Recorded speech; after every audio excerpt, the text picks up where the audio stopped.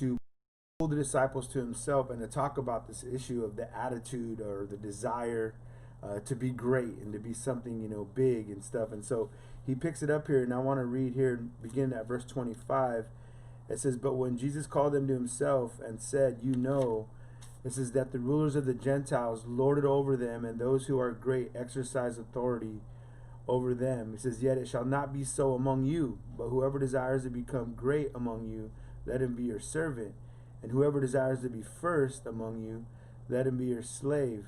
I'm going to stop right there. So Jesus begins by talking about those who have the desire to lord it over people, to exercise authority over people.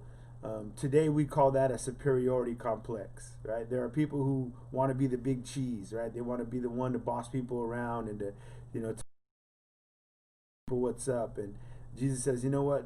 Don't let that be you, right? Don't be like those who want to be the big cheese. He said, but instead, be great as a servant. Instead, be first, he says, as a slave. And so he doesn't say, hey, don't be great. He's just saying, hey, be a great servant. He's not saying, hey, don't be first. He's saying, be the first slave. Amen. And that is the great and right attitude for a believer to take. Why? Because look at the next verse. Just as the Son of Man did not come to be served.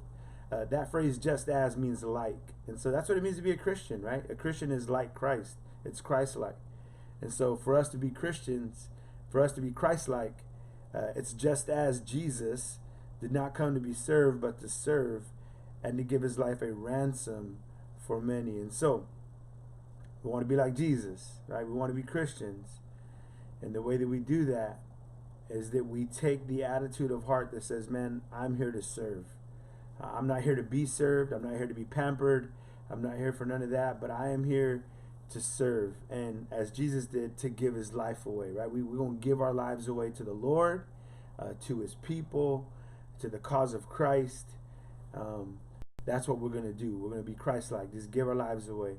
And what Jesus did is he said, hey, I didn't come to be served, but I came to serve. He says, and to give his life a ransom.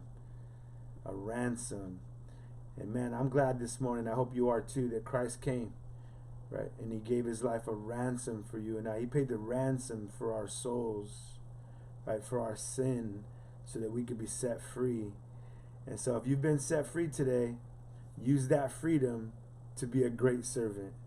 If you've been set free, use that freedom to be the first slave, right? And take that attitude of heart that Christ had, that I'm not here to be served, but I'm here to serve and make a difference in my lifetime.